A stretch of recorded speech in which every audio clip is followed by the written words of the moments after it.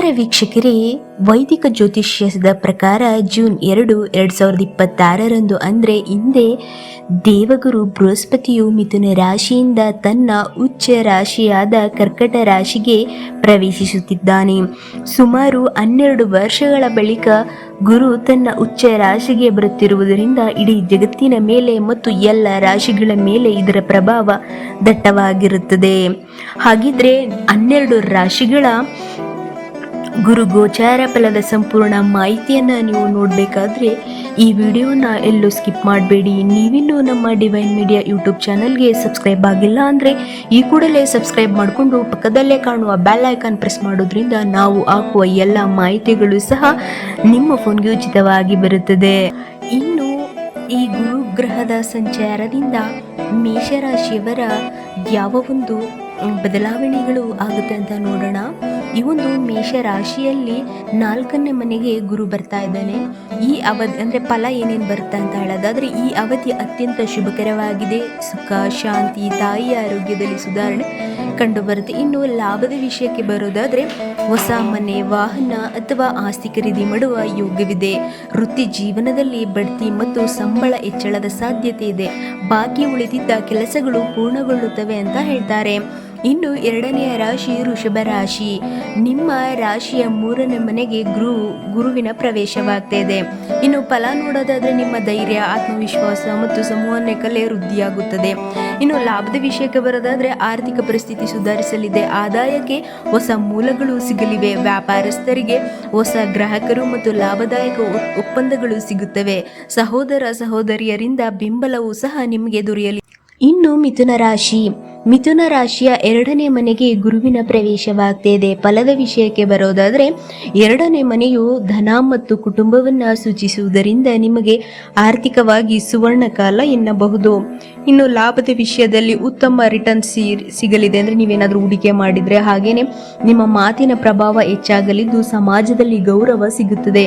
ಕುಟುಂಬದಲ್ಲಿ ಮದುವೆ ಅಥವಾ ಶುಭ ಕಾರ್ಯಗಳು ಜರುಗುತ್ತವೆ ಅಂತ ಹೇಳ್ತಾರೆ. ಇನ್ನು ಕರ್ಕಟಕ ರಾಶಿ. ಗುರುವು ನಿಮ್ಮದೇ ರಾಶಿಗೆ ಅಂದರೆ 1ನೇ ಮನೆ ಪ್ರವೇಶಿಸುತ್ತಿದ್ದಾನೆ. ನಿಮ್ಮ ರಾಶಿಯಲ್ಲಿ ಗುರು ಉಚ್ಚ ಸ್ಥಿತಿಯಲ್ಲಿ ಇರುತ್ತಾನೆ. ಇದರಿಂದ ಹೆಚ್ಚಿನ ಫಲಗಳನ್ನು ನೀವು ಅನುಭವಿಸ್ತೀರಾ. ಇದು ನಿಮ್ಮ ಜೀವನದ ಅತ್ಯಂತ ಪ್ರಮುಖ ವೈಯಕ್ತಿಕ ಬೆಳವಣಿಗೆ ಅವಧಿ. ಆರೋಗ್ಯ ಸುಧಾರಿಸಲಿದೆ. ಯಾರಿಗೆಲ್ಲ ಏನಾದರೂ ಆರೋಗ್ಯ ಸಮಸ್ಯೆ ಇದ್ದರೆ. ಇನ್ನು ಲಾಭದ ವಿಷಯಕ್ಕೆ ಬರೋದಾದರೆ ಮಾನಸಿಕ ನೆಮ್ಮದಿ, ಸಮಾಜದಲ್ಲಿ ದೊಡ್ಡ ಮಟ್ಟದ ಕೀರ್ತಿ ಮತ್ತು ಜನಪ್ರಿಯತೆ ಲಭಿಸಲಿದೆ. ನಾಯಕತ್ವದ ಜವಾಬ್ದಾರಿಗಳು ಹುಡುಕಿಕೊಂಡು ಬರುತ್ತವೆ. ಮದುವೆ ನಿಶ್ಚಯವಾಗುವ ಅಥವಾ ಸಂತಾನ ಭಾಗ್ಯದ ಯೋಗ ಹೆಚ್ಚಿದೆ. ಇನ್ನು ಸಿಂಹರಾಶಿ.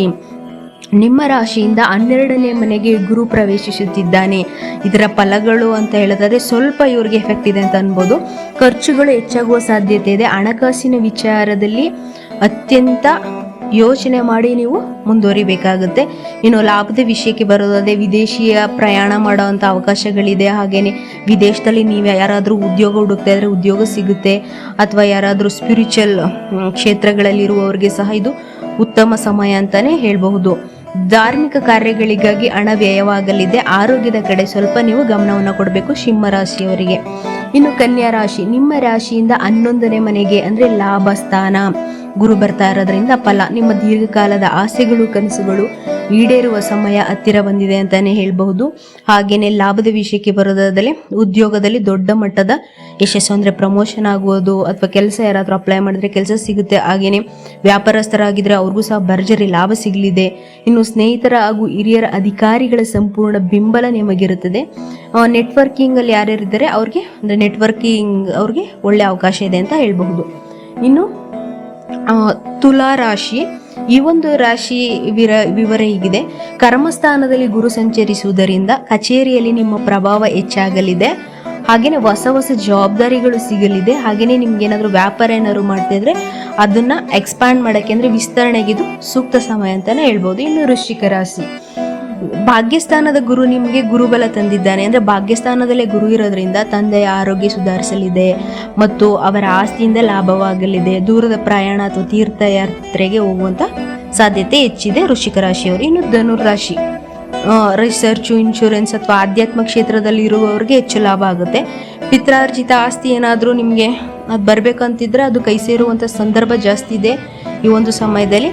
ಆದರೆ ನಿಮ್ಮ ಆಹಾರ ಪದ್ಧತಿ ಮತ್ತು ಆರೋಗ್ಯದ ಮೇಲೆ ನಿಯಂತ್ರಣವಿರಲಿ. ಹೆಲ್ತ್ ಬಗ್ಗೆ ಧನುರಾಶಿಯವರು ಬಹಳ ಎಚ್ಚರಿಕೆಯಿಂದ ಇರಬೇಕಾಗುತ್ತೆ. ಇನ್ನು ಮಕರ ರಾಶಿ, ನಿಮ್ಮ ವೈವಾಹಿಕ ಜೀವನದಲ್ಲಿದ್ದ ಭಿನ್ನಾಭಿಪ್ರಾಯಗಳು ದೂರವಾಗುತ್ತವೆ. ಒಂಟಿಯಾಗಿದ್ದವರಿಗೆ ಕಂಕಣವಾಗಿ ಕೂಡಿ ಬರಲಿದೆ. ಸಮಾಜದಲ್ಲಿ ನಿಮ್ಮ ಗೌರವ ಏನಾಗಿದೆ, ರೆಸ್ಪೆಕ್ಟ್ ದುಪ್ಪಟ್ಟಾಗಲಿದೆ. ಇನ್ನು ಕುಂಭರಾಶಿ, ದಿನನಿತ್ಯದ ಕೆಲಸಗಳಲ್ಲಿ ಶಿಸ್ತು ಬರಲಿದೆ. ಹಳೆ ಸಾಲಗಳಿಂದ ಮುಕ್ತಿ ಪಡೆಯಲು ದಾರಿ ಸುಲಭವಾಗುತ್ತದೆ. ಶತ್ರುಗಳ ಮೇಲೆ ಜಯ ಅಂತ ಹೇಳಿದೆ. ಆದರೆ ನಿಮಗೆ ಅತಿಯಾದ ಕೆಲಸದ ಒತ್ತಡ ಬರುವಂಥ ಸಾಧ್ಯತೆ ಇದೆ. ಹಾಗಾಗಿ ಸಾಧ್ಯವಾದಷ್ಟು ಅದರ ಕಡೆ ಗಮನವನ್ನು ಕೊಡಿ. ಇನ್ನು ಮೀನರಾಶಿ, ಯಾರೆಲ್ಲ ಹೈಯರ್ ಎಜುಕೇಷನ್ ಪಡಿತಾ ಇರ್ತೀರ ವಿದ್ಯಾರ್ಥಿಗಳು, ಅವರಿಗೆ ಒಳ್ಳೆಯ ಅವಕಾಶ ಅಂತ ಹೇಳಬಹುದು. ಹಾಗೆಯೇ ಕಲಾತ್ಮಕ ಮತ್ತು ಸೃಜನಶೀಲ ಕೆಲಸಗಳಿಗೆ ಮನ್ನಣೆ ಸಿಗುತ್ತದೆ. ಇನ್ನು ಯಾರಾದರೂ ಪ್ರೇಮ ಪ್ರೀತಿ ವಿಚಾರದಲ್ಲಿ ಏನಾದರೂ ಯಶಸ್ಸು ಬೇಕಂತ ಹೇಳಿದ್ರೆ ಈ ಸಮಯ ಬಹಳ ಚೆನ್ನಾಗಿದೆ. ಇನ್ನು ಗುರುವಿನ ಸ್ಥಾನಪಲ್ಲಟದಿಂದ 12 ರಾಶಿಗಳಲ್ಲಿ ಕೆಲವು ರಾಶಿಗಳಿಗೆ ಹೆಚ್ಚಿನ ಶುಭ ಫಲವಿದೆ, ಇನ್ನೊಂದು ಕೆಲವು ರಾಶಿಗಳಿಗೆ ಮಿಶ್ರ ಫಲವಿದೆ, ಇನ್ನು ಕೆಲವು ರಾಶಿಗಳಿಗೆ ಸ್ವಲ್ಪ ಕಷ್ಟದ ಸಮಯವನ್ನು ತರಬಹುದು. ಹಾಗಾಗಿ ಈ ಗುರುವಿನ ಒಂದು ಶಾಂತಿಯಾಗಬೇಕು ಅಥವಾ ಗುರುಗ್ರಹದ ಅನುಗ್ರಹ ಬೇಕು ಅಂತ ಹೇಳೋದಾದ್ರೆ ಪ್ರತಿ ಗುರುವಾರವೂ ಸಹ ಒಂದು ಕಡಲೆಕಾಳನ್ನ ನೆನೆಸ್ಕೊಳ್ಳಿ. 1 ಇಡಿಯಷ್ಟು ಅಥವಾ 2 ಇಡಿಯಷ್ಟು ಕಡಲೆಕಾಳನ್ನ ನೆನೆಸ್ಕೊಂಡು ಅದಕ್ಕೆ ಸ್ವಲ್ಪ ಬೆಲ್ಲವನ್ನು ಹಾಕಿ ನಿಮ್ಮ ಹತ್ತಿರದಲ್ಲಿ ಇರುವಂತಹ ಯಾವುದಾದ್ರೂ ಹಸುಗಳಿಗೆ ಕೊಡಿ ಅಥವಾ ಯಾವುದಾದ್ರೂ ಗೋಶಾಲಕ್ಕೆ ತೆರಳಿ ಅಲ್ಲಿ ಪ್ರತಿದಿನವೂ ಅಂದರೆ ಪ್ರತಿ ಗುರುವಾರವೂ ಕಡಲೆಕಾಳು ಮತ್ತು ಬೆಲ್ಲವನ್ನು ದಾನವಾಗಿ ಕೊಡೋದ್ರಿಂದ ಸ್ವಲ್ಪ ಮಟ್ಟಿಗೆ ಗುರುವಿನ ಅನುಗ್ರಹವಾಗುತ್ತೆ. ಹಾಗೆಯೇ ಗುರುವಿನ ಈ ಒಂದು ಮಂತ್ರವನ್ನು 108 ಬಾರಿ ನೀವು ಪಡಿಸ್ಕೊಳ್ಬೇಕಾಗುತ್ತೆ. ಆ ಮಂತ್ರ ಹೀಗಿದೆ: ಓಂ ಗ್ರಾಂ ಗ್ರೀಂ ಗ್ರೌಂ ಸಹ ಗುರವೇ ನಮಃ. ಈ ಒಂದು ಮಂತ್ರವನ್ನು ಪ್ರತಿದಿನವೂ ಸಾಧ್ಯವಾದರೆ 21 ಬಾರಿ 108 ಬಾರಿ ಪಡಿಸೋದ್ರಿಂದ ಹೆಚ್ಚಿನ ಫಲಗಳನ್ನು ಪಡಿತೀರಾ.